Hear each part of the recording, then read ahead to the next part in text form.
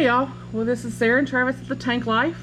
We're getting ready to set up our Red Sea tank. We've got everything plumbed as far as we know. We're fixing to add some sand to it. We'll try to do a step-by-step with this to let y'all follow along. So let's get to it. We're gonna add about 100 pounds of sand. We'll do probably 80 pounds of dry sand and about 20 pounds of live sand so we can get our bacteria going. This is the Carib Sea live sand. Has all your bacteria in it. It's what we use in just about all of our tanks. It's a really good sand. It is kind of a little coarse, so it's a lot easier to clean in my opinion. And it's gonna look really good in the bottom of this tank.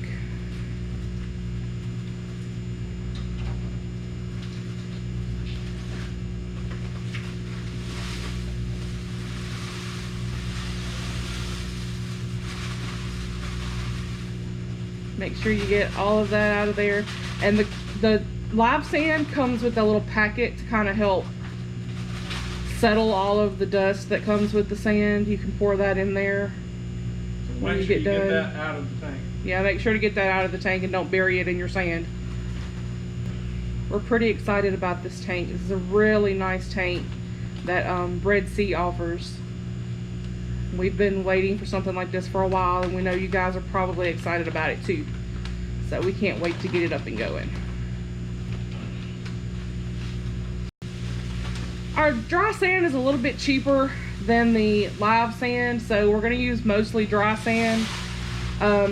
They have bacteria population reproduce anyway. Yeah, your bacteria population is going to reproduce anyway, so that one bag of live sand would be totally enough. But you definitely want enough sand in there to give you a good sand bed, so your little crabs and your sand diggers will have plenty of stuff to dig through.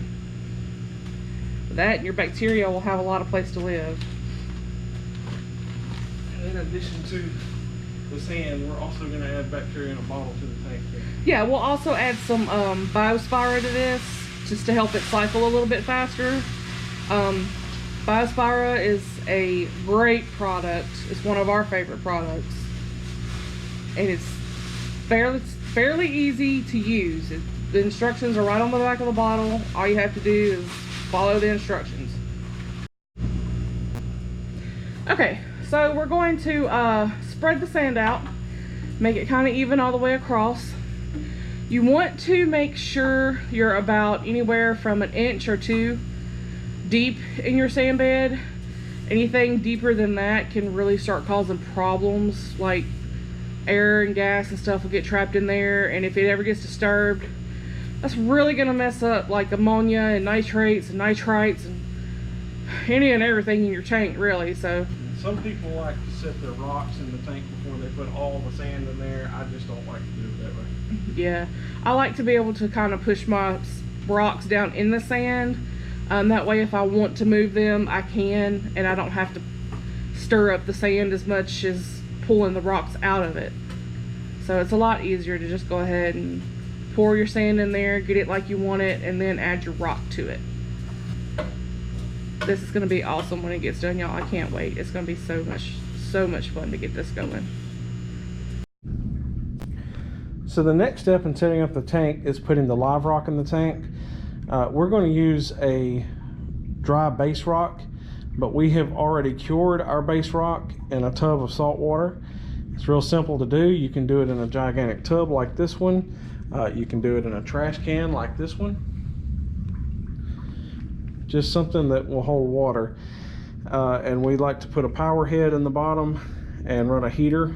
And what that does is it allows anything that's dead inside of the rock, any like sponges or little creatures that get caught in this rock, because this is natural rock off the bottom of the seafloor, and it can have dead stuff inside of it when they pull it out. And they clean it really good. It's all good and white, but sometimes stuff gets trapped on the inside of it.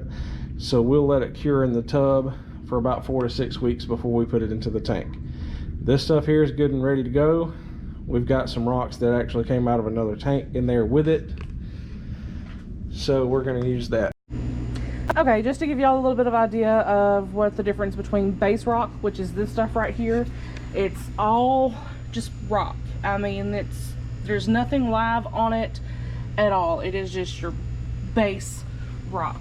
Now, the stuff over here in the tanks, like this, that starts the coralline growing on it, that is your live rock. That has all of your live bacteria and all your good stuff in there, and that's what curing that rock back there is going to do. It's going to start that bacteria growth, which is a good thing. See all of the purple growing on the rock? That's a good thing. So that's what we're going to do. We're going to start setting up our rock in our Red Sea tank. We'll probably do like a little time-lapse video, show you guys us organizing it. It may take us a couple of tries, but just bear with us, we'll get it. And there we go, just like that. All right, rock time. Okay, I just want to give you guys a quick little lesson on dry rock and live rock. So your dry rock here is very porous. There's nothing live on it, it's all dead. It does need to be rinsed off really well before you put it in your tank, because it does have a lot of extra chalk, is what I call it. See the stuff that comes off of my fingers? Has a lot of that on there, and you just want to rinse that off first off. Now, the difference between using dry rock and using live rock in your tank is live rock does come with a bunch of bacteria and live things on it already, which is great for your tank, but it also comes with hitchhikers. Some of them are good, some of them are bad. You may not want them in your tank. So dry rock is a great start if you don't want all that stuff in your tank. What I call hitchhikers are like bristleworms or flatworms, or sometimes you even get crabs or snails in there, you never know. But if you don't want to risk getting any of the bristleworms or the flatworms or anything like that in your tank, the dry rock is the good thing to use. Personally, I use live rock. A few pieces of it would be just fine with a bunch of dry rock. They will eventually feed each other, so you can go from there. But this is your dry rock, and you can place it any way you want to. You can glue it together, you can just set it on top of each other. Just however you want to do it is how it works. It's also beneficial to use the dry rock a lot more than the live rock. It helps preserve the ocean, keeps us from pulling live rock out of the ocean, so that's a good thing. And you can pretty much do anything you want to with it. If you wanted to, you could take it and make little small chunks out of it if you wanted. Just take a chisel or a hammer and break it up. Be careful though, because it does crumble pretty easy. But we're going to be using a lot of the live rock that we've been culturing back there in the back in our tank. So can't wait to set it up and show you guys.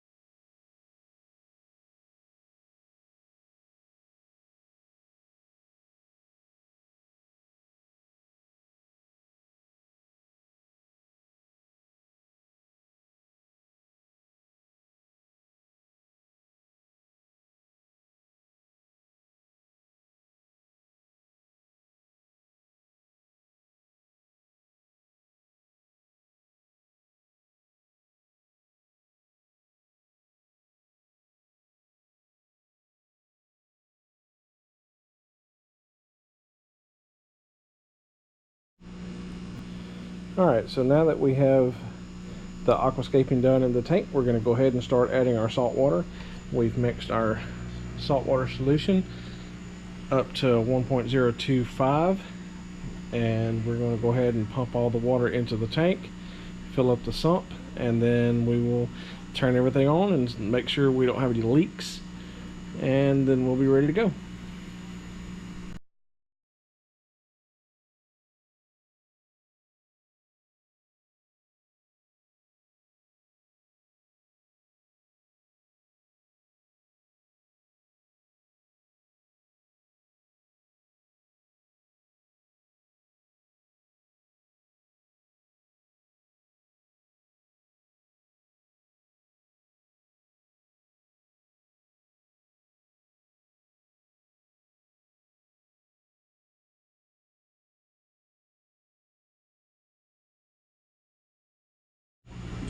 Okay, so we got everything set up.